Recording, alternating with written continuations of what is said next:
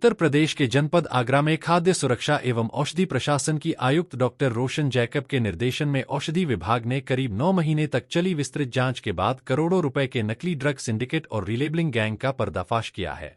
जांच में सामने आया कि यह गिरोह नकली, अधोमानक, सरकारी अस्पतालों की supply, hospital supply, physician sample और एक्सपायर्ड दवाओं की रीपैकिंग और रिलेबलिंग कर उत्तर प्रदेश, पश्चिम बंगाल, राजस्थान, हरियाणा, मध्य प्रदेश और अन्य राज्यों तक सप्लाई कर रहा था।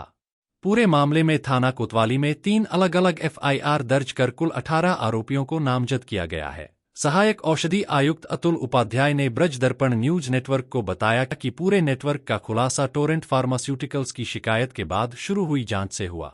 कंपनी ने काइमोरल फोर्ट और शेलकैल जैसी जीवन रक्षक दवाओं की नकली बिक्री की सूचना दी थी। औषधि विभाग ने पिछले वर्ष नवंबर में अंशिका फार्मा की जांच की, जहां से पता चला कि काइमोरल फोर्ट की बड़ी खेप कोलकाता की पाल ब्रदर्स को भेजी गई थी। जब खरीद बिक्री के दस्तावेजों की जांच हुई तो विभोर मेडिकल एजेंसी द्वारा लगाए गए बिल फर्जी पाए गए। जिन फर्मों के नाम पर खरीद दिखाई गई थी, उन्होंने दवा बेचने से साफ इनकार कर दिया। यहीं से विभाग को अंतर्राज्यीय नकली दवा नेटवर्क के पुख्ता सुराग मिले। जांच आगे बढ़ने पर विभोर मेडिकल एजेंसी, वरदान मेडिकल एजेंसी, हर्षित traders, Gupta medical agency, Pal brothers और अन्य फर्मों के बीच नकली दवाओं की खरीद बिक्री, फर्जी बिलिंग और बिना बिल कारोबार का बड़ा नेटवर्क सामने आया। जांच में यह भी पता चला कि कई दवाओं को बेहद कम कीमत पर खरीदकर फर्जी दस्तावेजों के जरिए बाजार में असली बताकर बेचा जा रहा था। औषधि विभाग की जांच में इंसुलिन और अन्य जीवन रक्षक दवाओं की रीलेबलिंग का भी बड़ा खुलासा हुआ। युग फार्मा की जांच में हॉस्पिटल सप्लाई वाले इंसुलिन इंजेक्शन कोल्ड चेन से बाहर रखे मिले।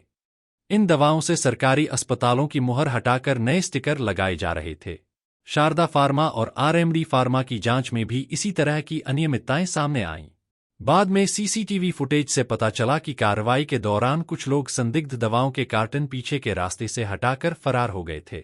इसी दौरान वीए मेडिकोज से मधुमेह, थायराइड और अन्य गंभीर बीमारियों में इस्तेमाल होने वाली कई संदिग्ध दवाएं बरामद हुईं। यूवी सुरक्षा जांच में टेलमाइड सहित कई दवाएं नकली पाई गईं। निर्माता कंपनी टोरेंट फार्मास्यूटिकल्स ने भी पुष्टि की कि बरामद दवाएं उनकी ओर से निर्मित नहीं थीं। जांच में यह भी सामने आया कि कुछ फर्मों ने लाइसेंस निरस्त होने के बाद भी करोड़ों रुपए के बिल जारी किए और फर्जी दस्तावेजों के जरिए दवाओं का कारोबार जारी रखा।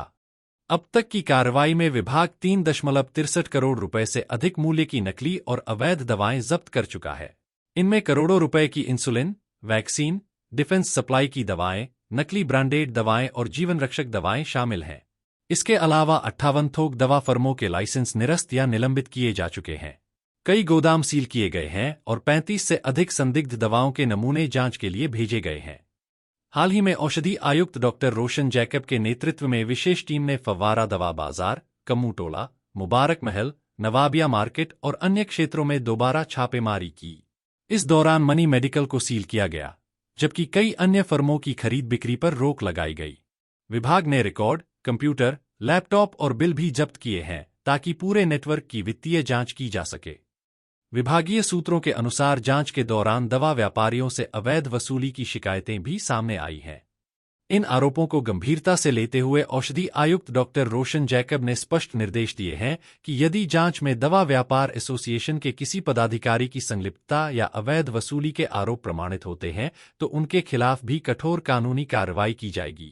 एफआईआर 4626 में बीएनएस की धारा 276, 277, 278, 316 और 318 के तहत मेडिकल स्टोर की आड़ में नकली दवाओं के भंडारण और बिक्री का मुकदमा दर्ज किया गया है। इसमें संजीव कुमार गुप्ता, विभोर medical agency, Ankur Agarwal, Vardan medical agency, Priyanka Bansal, Harshit traders, Arun Kumar Gupta, Gupta medical agency, Pal brothers, Kolkata और एसए एजेंसी, फर्रुखाबाद को आरोपी बनाया गया है। एफआईआर 4726 में बीएनएस की धारा 111 के तहत संगठित गिरोह बनाकर फर्जी दस्तावेजों से दवाओं की अवैध खरीद बिक्री और भंडारण का मामला दर्ज किया गया है। इसमें Shobhit Agarwal, Pramod Agarwal, VA medicos, Praveen Agarwal, Shri Bhagwati medical agency, Ankur Agarwal, Vardan medical agency, Mohit Bansal, Rudra enterprises सहित अन्य आरोपियों को नामजद किया गया है। एफआईआर 4826 में बीएनएस की धारा 276, 277, 278, 316 और 318 के तहत जीवन रक्षक, ब्रांडेड और सरकारी सप्लाई की दवाओं के स्टिकर हटाकर बिना बिल बिक्री करने का मुकदमा दर्ज किया गया है। इसमें Sachin Gupta, Yug pharma, Shivam Gupta, Nitin Gupta, Sharda pharma, Rajesh Gupta, RMD pharma, Mohit Gupta, Mahadev pharma और हितेंद्र अग्रवाल को आरोपी बनाया गया है। औषधि विभाग ने बताया कि तीनों एफआईआर में कुल 18 आरोपी नामजद किए गए हैं। जांच अभी भी जारी है और यदि इस नेटवर्क से जुड़े अन्य लोगों या फर्मों की भूमिका सामने आती है तो उनके खिलाफ भी मुकदमा दर्ज कर सख्त कानूनी कार्रवाई की जाएगी। साथ ही दवा व्यापारियों से कथित अवैध वसूली की शिकायतों की भी जांच की जा रही है। विभाग का कहना है कि नकली और अधोमानक दवाओं के कारोबार में शामिल किसी भी व्यक्ति को बख्शा नहीं जाएगा।